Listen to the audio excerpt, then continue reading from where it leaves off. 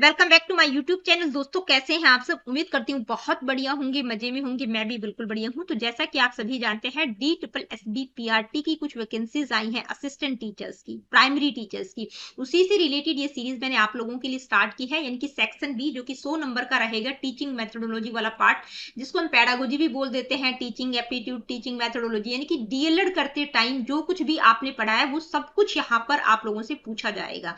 100 number का ये part रहेगा। पहला जो पार्ट है वो कॉमन रहेगा, सेक्शन ए कॉमन रहेगा और सेक्शन बी सब्जेक्ट स्पेसिफिक रहेगा। यानी तो देखिए DSSB ने कुछ भी स्पेसिफिक सिलेबस नहीं दिया है कि भाई ये टॉपिक्स रहेंगे, तो जो कुछ भी आपने पढ़ा है वहां से आपका पेपर सेट होगा। तो सारे के सारे टॉपिक्स मैं आप लोगों को पहले सीक्वेंस में करवाऊंगी, उसके बाद लास्ट में खूब सारे दब के हम PYQs को डिस्कस करेंगे। जितने भी DSSB के सेट्स हैं उनको मैं आप लोगों के लिए लगा दूंगी, ठीक है। बहुत सारे PYQs हम डिस्कस करेंगे। तो पहले आप कॉन्सेप्ट समझ लीजिए, जब तक कॉन्सेप्ट समझ नहीं आएगा तो PYQs का कोई फायदा नहीं है, ठीक है। तो कॉन्सेप्ट को समझ लेंगे तो PYQs आप इजीली कर पाएंगे।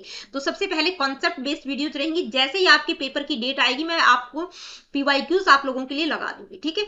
तो चलिए स्टार्ट कर लेते हैं आज की इस वीडियो को। आज की इस वीडियो में हम बात करेंगे रोल क्या है हेरिडिटी और इन्वायरमेंट का, यानी कि ग्रोथ और डेवलपमेंट वाला टॉपिक हम डिस्कस कर रहे हैं। यानी कि बच्चे के डेवलपमेंट में हेरिडिटी और इन्वायरमेंट का क्या रोल है, इन्फ्लुएंस क्या रहेगा हेरिडिटी और इन्वायरमेंट का। तो चलिए स्टार्ट कर लेते हैं एक ब्यूटीफुल इंट्रोडक्शन से। देखिए, किसी भी इंडिविजुअल की पर्सनैलिटी को हेरिडिटी और इन्वायरमेंट दोनों फैक्टर प्रभावित करते हैं, ठीक है। कुछ सिचुएशंस में आपको लगेगा कि भाई हेरिडिटी का अहम रोल है, दूसरी सिचुएशन में आपको लग सकता है कि इन्वायरमेंट का अहम रोल है।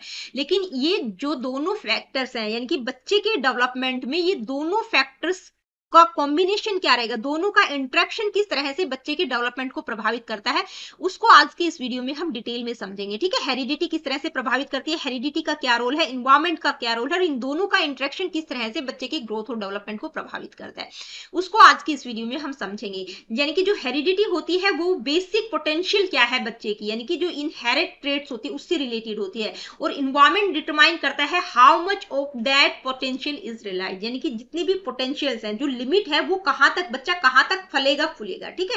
तो इन दोनों को हम समझेंगे। सबसे पहले बात करते हैं हेरिडिटी की। हेरिडिटी का मतलब आनुवंशिकता, जेनेटिक्स की हम बात कर रहे हैं। अब हेरिडिटी क्या होती है, हेरिडिटी का मतलब होता है वो ट्रेट्स जो माता पिता के थ्रू बच्चों में आते हैं, उसको हम हेरिडिटी कहते हैं, ठीक है। All the qualities that a child inherits from parents are called heredity, यानी कि माता पिता के थ्रू जो क्वालिटीज बच्चे रिसीव करते हैं, क्वालिटीज भी हो सकती है, जो भी क्वालिटीज, या कुछ बीमारी भी हो सकती है, कुछ डेफिशिएंसी भी हो सकती है, जो ट्रेट्स माता पिता के थ्रू बच्चों में आते हैं उसको हम हेरिडिटी कहते हैं। तो जो हमारी लाइफ होती है वो एक सिंगल सेल से स्टार्ट होती है। ये सिंगल सेल जो होता है वो जाइगोट होता है। अब ये जाइगोट फॉर्मेशन किस तरह से होता है पहले उसको समझ लेते हैं, उसके बाद इन डेफिनेशंस को डिस्कस करेंगे। यानी कि ये पूरा का पूरा प्रोसेस क्या होता है, किस तरह से मतलब माता पिता के थ्रू बच्चों में ट्रेट्स, जो भी क्वालिटीज आती हैं, जो भी मतलब जो भी ट्रेट्स है, किसी भी तरह के ट्रेट्स हो सकते हैं। अगर माता पिता में कुछ मतलब कुछ प्रॉब्लम है या कुछ डेफिशिएंसी है या कुछ बीमारी है तो वो भी बच्चों में आ जाती है, ठीक है। सिर्फ ट्रेट्स ही नहीं आते, मतलब सब कुछ जो माता पिता के थ्रू बच्चों में चीजें आ जाती है उसको हम हेरिडिटी कहते हैं। अब ये कैसे होता है, ये पूरा का पूरा प्रोसेस, यानी कि जाइगोट का फॉर्मेशन कैसे होता है। तो जब मदर और फादर क्लोज कांटेक्ट में आते हैं तो मदर से क्या होता है, एग आता है, और फादर से स्पर्म आता है, ठीक है। तो जब ये एग और स्पर्म आपस में मिलते हैं तो फर्टिलाइजेशन होता है। फर्टिलाइजेशन होता है तो जाइगोट फॉर्म होता है, ठीक है। ये जाइगोट फॉर्म होता है। अब ये जो जाइगोट होता है ये क्या होती है, ये एक सिंगल सेल होता है, ठीक है। क्या होता है, सिंगल सेल, एकल कोशिका इसको हम कहते हैं। उसके बाद ये सिंगल सेल मल्टीप्लाई होता चला जाता है, मतलब बिलियंस और ट्रिलियंस में, लेकिन स्टार्टिंग में ये सिर्फ एक सिंगल फॉर्म होता है। जाइगोट क्या होता है, एक सिंगल सेल, एक एकल कोशिका होती है। अब ये जो जाइगोट होता है इसके अंदर पाया जाता है, ये क्या है, ये न्यूक्लियस है, ठीक है। ये क्या है, न्यूक्लियस है, ये केंद्रक है, हिंदी में हम इसको केंद्रक बोलेंगे। अब ये जो न्यूक्लियस है यही कंट्रोलर होता है किसका, यानी कि जो न्यूक्लियस होता है उसमें क्या होता है, क्रोमोसोम। ये न्यूक्लियस जो है यानी कि एक सिंगल सेल जाइगोट, जाइगोट के अंदर न्यूक्लियस, न्यूक्लियस के अंदर क्रोमोसोम्स होते हैं। अब ये जो क्रोमोसोम्स होते हैं इसके अंदर क्या होता है, ये जीन्स होते हैं, ठीक है। जो कि हम, यानी कि जीन्स का मतलब ये वो क्वालिटीज होती हैं जो हमारे पेरेंट्स से हमारे अंदर आती हैं, ठीक है, जीन्स ही हैं, ठीक है। तो आप लोगों से पूछा जाए कि हेरिडिटी की यूनिट क्या है तो वो क्या है, जीन्स है। व्हीकल ऑफ हेरिडिटी क्या है तो वो भी जीन्स है। अब बच्चा मतलब कितने क्रोमोसोम्स मदर और फादर से रिसीव करता है, तो 46 क्रोमोसोम्स। एक बेबी कितने क्रोमोसोम्स रिसीव करता है, 46। अगर पेयर्स में पूछा जाए तो 23 पेयर्स, ठीक है, ठीक है, यानी कि 23 मदर से और 23 फादर से। अब ये जो 23 मदर से आते हैं और 23 फादर से आते हैं, तो इनमें से जो 22 पेयर्स हैं वो क्या होते हैं, वो ऑटोसोम्स होते हैं। ऑटोसोम्स का मतलब एक जैसे होते हैं, ठीक है, वो सेक्स डिटरमाइन नहीं करते, लेकिन जो एक पेयर होता है क्रोमोसोम्स का उसको हम ओलोसोम्स बोलते हैं, जो कि सेक्स क्रोमोसोम्स होता है, ठीक है। तो वो डिफरेंट होता है, यानी कि मदर में भी जो 23 है उसमें से 22 सेम होते हैं और फादर में भी 22 सेम होते हैं। जो एक पेयर होता है मदर, और एक मदर में होता है एक फादर में, ठीक है, तो पेयर में आ गया ये, ठीक है, वन पेयर जो हो गया ये सेक्स डिटरमाइन करता है, इसको हम ओलोसम्स बोलते हैं। और जो 22 पेयर्स हैं उसको हम ऑटोसम्स बोलते हैं, ठीक है।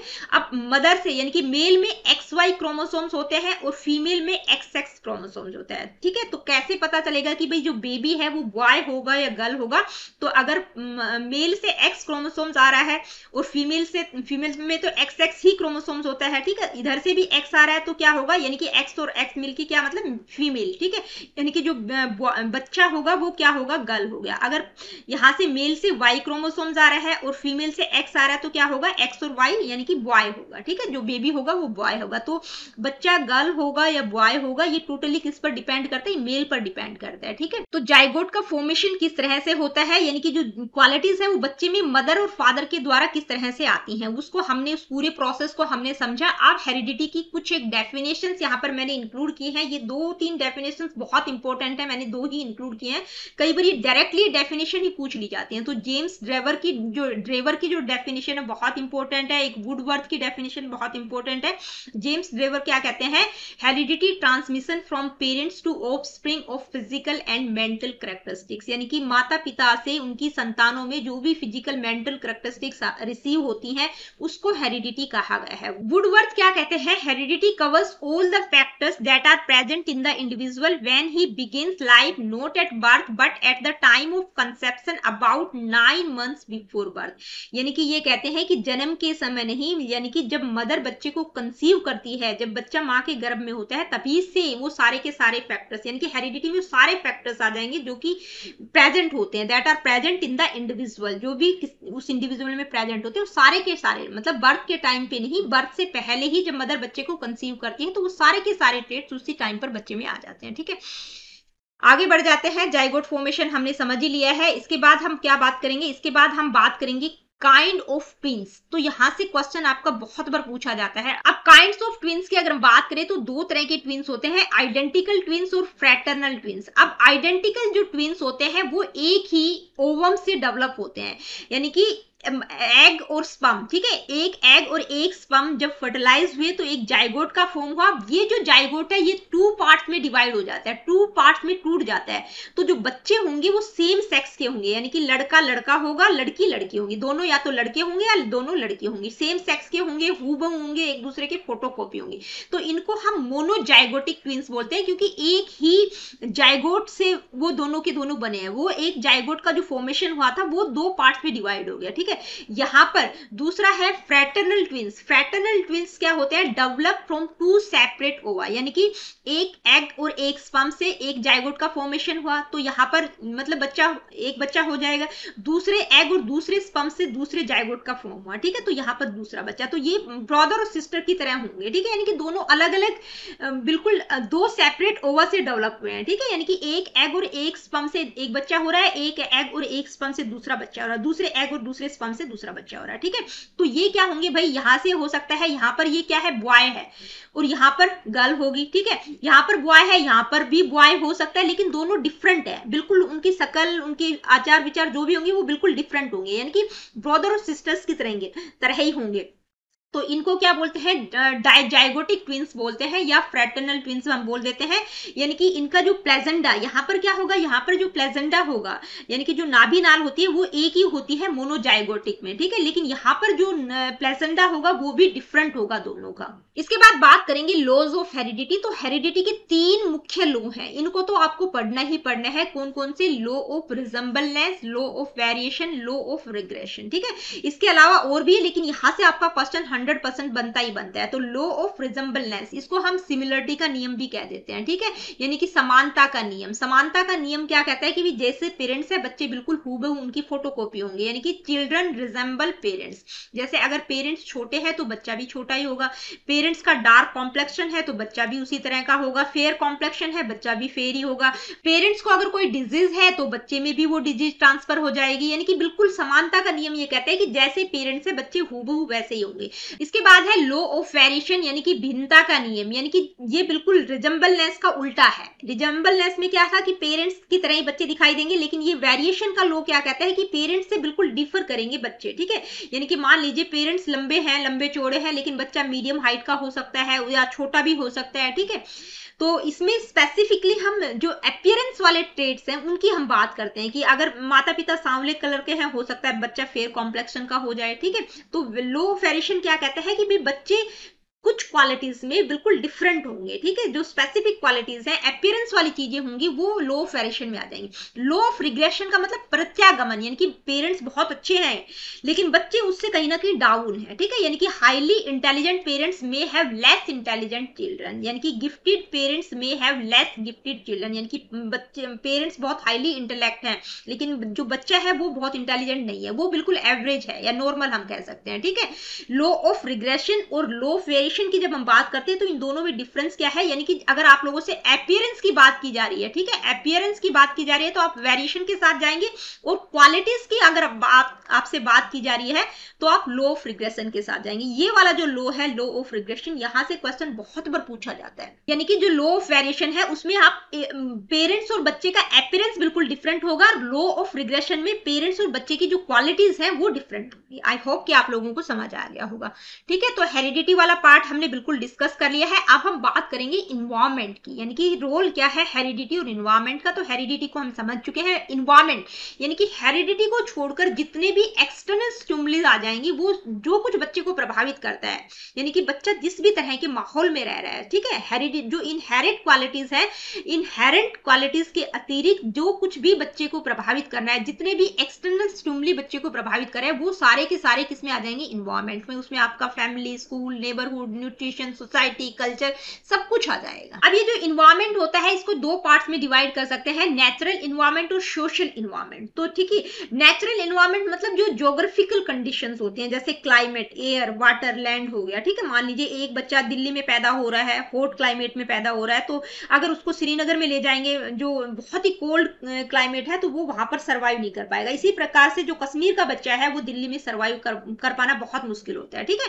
A person born in Delhi tolerates hot climate better than someone born in Kashmir, यानी कि भाई कश्मीरी बच्चा बहुत मतलब रेयर ही उस इन्वायरमेंट में सर्वाइव कर पाता है, बहुत मुश्किल उसको होती है, लेकिन जो दिल्ली वाला बच्चा है उसको ठंडे मौसम में दिक्कत होती है, ठीक है। तो नेचुरल इन्वायरमेंट ज्योग्राफिकल कंडीशन से रिलेटेड है, ठीक है, क्लाइमेट, एयर, वाटर, लैंड, ये चीजें आ जाएंगी।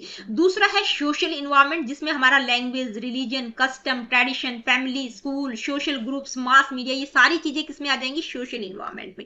Psychologist like Freud and Hurlock stated that social environment strongly affects human behaviour and personality, यानी कि नेचुरल इन्वायरमेंट की बजाय जो सोशल इन्वायरमेंट है, ठीक है, जो सामाजिक वातावरण है, जो नर्चर, इसी को हम कहेंगे, ठीक है, नर्चर भी बोल सकते हैं इसको, तो ये ज्यादा इफेक्ट करता है बच्चे की बिहेवियर, उसकी पर्सनैलिटी को, ठीक है, ग्रोथ और डेवलपमेंट को सोशल इन्वायरमेंट ज्यादा इफेक्ट करता है रादर देन नेचुरल इन्वायरमेंट। अब कुछ इन्वायरमेंटल फैक्टर्स भी हैं जो कि बच्चे की ग्रोथ और डेवलपमेंट को इफेक्ट करते हैं, तो जैसे फिजिकल फैक्टर हो गए, जिसमें हम ज्योग्राफिकल कंडीशंस जो कि बच्चे के बिहेवियर, एटीट्यूड को प्रभावित करते हैं, ठीक है, किस तरह के माहौल में बच्चा रह रहा है। फैमिली का तो अहम रोल है, स्कूल और टीचर हो गया, कुछ other factors, books, media, sports, peer groups, ये सारे आ जाएंगे, ठीक है, जो कि डेवलपमेंट को प्रभावित करते हैं। अब हम बात करेंगे कि भाई हमने देखा कि हेरिडिटी का क्या रोल है, इन्वायरमेंट का क्या रोल है। तो देखिए बहुत सारे साइकोलॉजिस्ट हेरिडिटी के फेवर में हैं कि हेरिडिटी का अहम रोल है, कुछ कहते हैं कि इन्वायरमेंट का ज्यादा रोल है। तो इन्वायरमेंट का फेवर करने वालों में बिहेवियरिस्ट का ज्यादा नाम आता है कि बिहेवियरिस्ट मानते हैं कि भाई बच्चे की डेवलपमेंट में इन्वायरमेंट का अहम रोल है, ठीक है। तो ये कुछ एक डिबेट्स, कुछ एक मतलब आपस में जो आर्गुमेंट्स हुए हैं वो मैंने किसी और वीडियो में भी आप लोगों को करवाया हुआ है, हेरिडिटी और इन्वायरमेंट की एक एजुकेशन क्लास क्लासेस वाला चैनल मेरा जो है उस पर मैंने ये सारी चीजें आप लोगों को डिटेल में करवा रखी है, ठीक है, वहां से भी आप देख लीजिएगा, वहां से और भी बहुत सारी चीजें आप लोगों को क्लियर हो जाएंगी। अब हम बात करेंगे हेरिडिटी और इन्वायरमेंट का रिलेटिव रोल क्या है, ठीक है, यानी कि आनुवंशिकता और वातावरण दोनों मिलकर किस तरह से बच्चे की ग्रोथ और डेवलपमेंट को प्रभावित करते हैं, ठीक है। तो रिलेशनशिप की अगर हम बात करें तो हेरिडिटी और environment can understood as a kind of multiplication, यानी कि मल्टीप्लीकेशन का रिलेशनशिप है हेरिडिटी और इन्वायरमेंट का, ठीक है। ये इक्वेशन भी किसके द्वारा दी गई है कि हेरिडिटी और इन्वायरमेंट दोनों मिलकर मल्टीप्लाई हो जाते हैं, ठीक है, हेरिडिटी मल्टीप्लाई बाय इन्वायरमेंट, वो बच्चे की डेवलपमेंट को, यानी कि बच्चे का जो डेवलपमेंट है वो हेरिडिटी और इन्वायरमेंट का मल्टीप्लीकेशन है, एडिशन सब्ट्रैक्शन नहीं है। ये बहुत बार सीटेट में क्वेश्चन पूछा गया है, ठीक है। तो ये दोनों फैक्टर मल्टीप्लाई हो जाते हैं और ये जो इक्वेशन है ये किसके द्वारा दी गई है, वुडवर्थ, ठीक है, वुडवर्थ के द्वारा ये बताई गई है कि heredity multiply by environment is equal to, मतलब क्या होता है, डेवलपमेंट, ठीक है। डेवलपमेंट क्या है, हेरिडिटी मल्टीप्लाई बाय इन्वायरमेंट। तो ये जो इक्वेशन है ये वुडवर्थ के द्वारा दी गई है, ठीक है, ये ध्यान में रखिएगा, एग्जाम ओरिएंटेड चीजें यहां पर आप लोगों को बता रही हूं। अब क्या होता है, मान लीजिए a poor environment can suppress the influence of strong heredity and good inheritance, यानी कि एक बच्चे को हेरिडिटी तो अच्छी मिली है, यानी कि माता पिता से उसमें अच्छे ट्रेट्स आए हैं, लेकिन अगर इन्वायरमेंट अच्छा नहीं मिला, भाई बच्चा, मतलब हेरिडिटी तो लिमिट सेट करती है, ठीक है, कि बच्चा यहां तक जा सकता है, लेकिन इन्वायरमेंट डिसाइड करेगा कि उसकी ग्रोथ कहां तक हो सकती है, कि बच्चे में ये इनहेरिट क्वालिटीज हैं, लेकिन उन इनहेरिट क्वालिटीज का डेवलपमेंट कहां होगा, जो बच्चे को अच्छा वातावरण मिलेगा जहां पर वो फलेगा फूलेगा।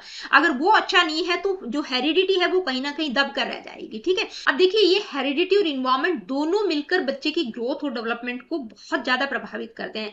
इनमें से एक भी अगर अच्छा नहीं है तो कहीं ना कहीं बच्चे की जो डेवलपमेंट है, ग्रोथ है, वो कहीं ना कहीं अफेक्ट होती है। देखिए कैसे होती है, मान लीजिए a poor environment can suppress the influence of strong heredity and good inheritance, यानी कि बच्चे को हेरिडिटी तो अच्छी मिली है, यानी कि ट्रेड्स उसको माता पिता से अच्छे मिले हैं कि वो फल फूल सकता है, लेकिन उसको इन्वायरमेंट अच्छा नहीं मिला तो वो हेरिडिटी जो है, बच्चे की जो क्वालिटीज है वो कहीं ना कहीं सुप्रेस हो जाएंगी, ठीक है।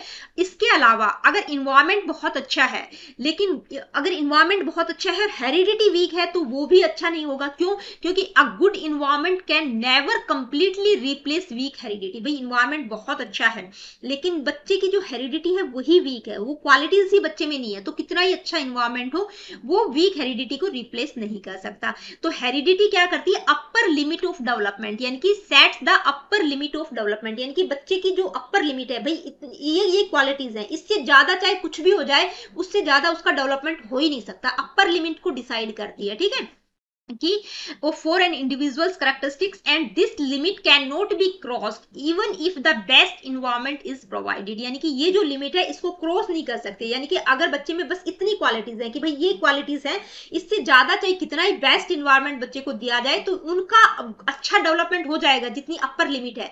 लेकिन अगर उससे ज्यादा अगर आप कोशिश कर रहे हैं कि भाई इन्वायरमेंट बहुत ही ज्यादा अच्छा है, तो वो मतलब उस लिमिट को क्रॉस नहीं कर सकते, चाहे कितना ही बेहतर इन्वायरमेंट दिया जाए। For example the finest training and experience cannot turn a person with very low intellectual ability into a genius। मान लीजिए एक बच्चा हेरिडिटिकली यानी कि बहुत लो इंटेलेक्चुअल का है, तो आप उसको कितनी ट्रेनिंग, कितना ही एक्सपीरियंस के थ्रू, कितना ही बेहतर इन्वायरमेंट प्रोवाइड कर लो, आप उसको जीनियस नहीं बना सकते। कहने का मतलब ये है। तो ये हेरिडिटी और इन्वायरमेंट ये दोनों मिलकर बच्चे की ग्रोथ और डेवलपमेंट को प्रभावित करते हैं, दोनों आपस में मल्टीप्लाई हो जाते हैं। हेरिडिटी भी अच्छी है, इन्वायरमेंट भी अच्छा है, तो बच्चे का ग्रोथ और डेवलपमेंट बहुत बेहतर होता है। अब ये जो ग्रोथ और डेवलपमेंट की बात करते हैं तो ये डिबेट आती है नेचर वर्सेस नर्चर डिबेट, ठीक है। नेचर का मतलब यहाँ पर हेरिडिटी है, ठीक है, नेचर का मतलब क्या है, हेरिडिटी, और नर्चर का मतलब पालन पोषण, पोषण उसका किस तरह से हो रहा है, किस तरह के इन्वायरमेंट में वो रह रहा है। नर्चर का मतलब यहाँ पर इन्वायरमेंट है, हेरिडिटी वर्सेस इन्वायरमेंट कह सकते हैं, या नेचर वर्सेस नर्चर, ठीक है। तो इनमें क्या डिफरेंस होता है, मीनिंग की अगर हम बात करें तो हेरिडिटी क्या होती है, इननेट क्वालिटीज होते हैं, ठीक है। इन्वायरमेंट क्या होता है, मतलब बाहर के जो भी, refer to personal experience and environment, यानी कि जो इनहेरिट ट्रेट्स के अलावा जो कुछ भी चीज बच्चा रिसीव करता है, ठीक है, वो जितने भी एक्सटर्नल स्टिमुली है वो सारे के सारे इन्वायरमेंट में आ जाएंगे। कैरेक्टरिस्टिक्स की अगर हम बात करें तो देखिए ये जो हेरिडिटी होती है स्टैटिक होती है, मतलब पेरेंट्स के थ्रू जो ट्रेट्स बच्चे में आए हैं वो तो रहेंगे ही रहेंगे, ठीक है, वो इनबोर्न होती है, स्टैटिक होती है, बेस या फाउंडेशन का काम करती है। लेकिन जो जो इन्वायरमेंट होता है, जो नर्चर होता है, वो क्या होता है, डायनेमिक होता है, एक्वायर्ड होता है, ठीक है, एक्वायर्ड डेवलपमेंटल होता है, उसमें चेंजेस आपको देखने को मिल सकते हैं, उसको चेंज किया जा सकता है, लेकिन हेरिडिटी को चेंज नहीं कर सकते। हेरिडिटी क्या होती है? स्टैटिक होती है। ये इन्वायरमेंट क्या होता है? डायनामिक होता है, एक्वायर्ड होता है। आप एग्जाम्पल्स की अगर हम बात करें तो जैसे हाइट, आई कलर, बॉडी स्ट्रक्चर, ये सारा का सारा जो भी अपीयरेंस वगैरह है, ठीक है, बच्चे की आंखें कैसी हैं, उसकी हाइट, कलर, बॉडी का स्ट्रक्चर, वो हेरिडिटी के थ्रू आता है, ठीक है।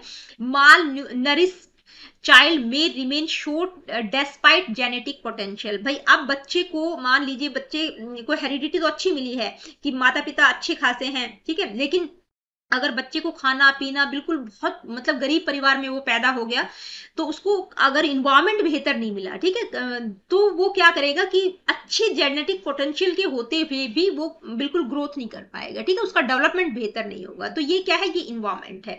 इसके बाद में डिटर्मिनेंट्स। देखिए अब इसमें क्या होता है कि जो पर्सनैलिटी ट्रेट्स होते हैं वो ज्यादातर हम जेनेटिकली हमारे अंदर आते हैं, ठीक है, कि बच्चा में किस तरह की ट्रेट्स है, उसका इंटेलिजेंस लेवल क्या होगा, या जो भी उसका बॉडी स्ट्रक्चर हो गया, उसका आइज का कलर हो गया, यानी कि जो पर्सनैलिटी टेस्ट है वो कौन डिटरमाइन करता है? जीन्स के थ्रू डिटरमाइन होते हैं। इसके अलावा अगर इन्वायरमेंट की अगर हम बात करें तो इसमें हमारा फैमिली, स्कूल, पीयर, सोसाइटी, जो ये सारी चीजें आ जाएंगी जो कि इन्फ्लुएंस करती है डेवलपमेंट को, ठीक है। इसके अलावा साइकोलॉजिकल व्यूज की अगर हम बात करें तो प्याजे क्या कहते हैं? इंट्रा डेवलपमेंट की बात करते हैं, यानी कि बच्चा खुद से, वो लिटिल साइंटिस्ट होते हैं, वो खुद से करके सीखते हैं, ठीक है, वो इन्वायरमेंट के साथ इंटरेक्ट करके खुद डेवलप होते हैं। इंट्रा डेवलपमेंट की बात करते हैं। वाइगोट्स की इंटर डेवलपमेंट की बात करते हैं कि भी सोशल इन्वायरमेंट और कल्चर जो है डेवलपमेंट को शेप देता है, ठीक है, तो वो इंटर डेवलपमेंट की बात करते हैं, प्याजे इंट्रा डेवलपमेंट की बात करते हैं। तो अभी तक हमने इस टॉपिक को बिल्कुल डिटेल में समझा, यानी कि हेरिडिटी और इन्वायरमेंट का क्या रोल रहेगा, हेरिडिटी क्या होती है, किस तरह से हम जीन्स यानी कि जो ट्रेट्स बच्चे में पेरेंट्स के थ्रू आते हैं, इन्वायरमेंट का क्या रोल रहेगा, इन दोनों में क्या डिफरेंस है, ठीक है। अब ये हेरिडिटी की क्वालिटीज है, कैरेक्टरिस्टिक्स है, ये इन्वायरमेंट की कैरेक्टरिस्टिक्स है। जो बीएड एमएड वाले बच्चे हैं उनसे पूछा जाए तो आप ये लिख सकते हैं, ठीक है, उनके लिए मैं बता रही हूँ। आगे बढ़ते हैं, अब कुछ इंपॉर्टेंट एमसीक्यूज को हम डिस्कस करेंगे। Let me see what is the first question. The book hereditary genius was written by. बहुत बार ये क्वेश्चन पूछा जाता है, क्या है कि जो हेरिडिटरी जीनियस बुक है वो किसके द्वारा लिखी गई है? तो किसके द्वारा? एफ गाल्टन के द्वारा लिखी गई है, ठीक है। ये सारे के सारे पीवाईक्यूज हैं, किसी ना किसी टीचिंग एग्जाम में पूछे जा चुके हैं। नेक्स्ट क्वेश्चन है, a person believe that nurture strongly influence the development of his child, he would not agree with the importance of. यानी कि एक व्यक्ति का मानना है कि जो नर्चर, जो इन्वायरमेंट है, वो बच्चे की डेवलपमेंट को, उसके बच्चे के डेवलपमेंट को ज्यादा प्रभावित करता है रादर देन हेरिडिटी। हेरिडिटी की बात नहीं कर रहा कि इन्वायरमेंट का अहम रोल है, तो वो इनमें से किसके साथ एग्री नहीं करेगा, ठीक है। Genetic factors, psychological factors, emotional factors, all of the about, ठीक है, तो ऑल ऑफ द अबाउट तो होगा नहीं, जेनेटिक फैक्टर्स होगा, उसके साथ वो एग्री नहीं करेगा, क्योंकि जो जेनेटिक फैक्टर्स है वो हेरिडिटी से रिलेटेड है। बाकी साइकोलॉजिकल, इमोशनल फैक्टर्स किससे रिलेटेड है? इन्वायरमेंट से रिलेटेड है, तो नहीं पूछा गया किसके साथ एग्री नहीं करेगा, ठीक है, तो किसके साथ? जेनेटिक फैक्टर्स के साथ एग्री नहीं करेगा। नेक्स्ट क्वेश्चन है, विच of the following is a significant fact about development, यानी कि इनमें से डेवलपमेंट के लिए कौन सा फैक्ट सिग्निफिकेंट है, सही है, महत्वपूर्ण तथ्य है? It does not follow a predictable pattern. It is a product of the interaction of heredity and environment. All individuals have similar rates of development. Development proceeds from specific to journal. तो देखिए जो development है वो specific to journal होता नहीं है, journal to specific होता है। All individuals have similar rates of development, यानी कि जो रेट ऑफ डेवलपमेंट है वो सिमिलर नहीं होती, वो डिफर करती है, ठीक है, रेट ऑफ डेवलपमेंट डिफरेंट होता है, ठीक है। तो क्या होगा? It does not follow a predictable pattern, यानी कि ये एक प्रिडिक्टेबल पैटर्न को फॉलो भी नहीं करता है, तो ये भी गलत होगा, क्योंकि जो डेवलपमेंट है उसके बारे में हम कुछ हद तक सम हाउ प्रिडिक्ट कर सकते हैं।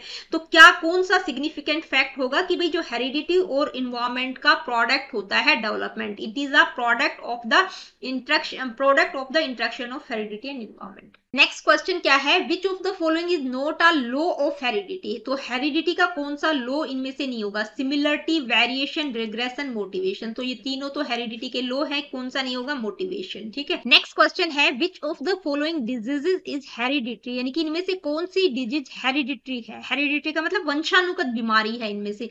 एडीएचडी, एडीएचडी का मतलब होता है attention deficit hyper activity disorder, तो यानी कि यहाँ पर बच्चा बहुत टाइम तक एक न्यूरोलॉजी साइकोलॉजिकल टाइप की डिसऑर्डर होता है जब बच्चा किसी चीज पर बहुत ज्यादा देर तक फोकस नहीं कर पाता है। ठीक है, दूसरी है फेनिल कीटोन्यूरिया। ठीक है, फेनिल कीटोन्यूरिया जिसको हम पीकेयू भी बोलते हैं, पार्किंसन डिजीज और एचआईवी एड्स। तो इनमें से हेरिडिटरी जो डिजीज है वो क्या है, पीकेयू यानी कि फेनिल कीटोन्यूरिया है।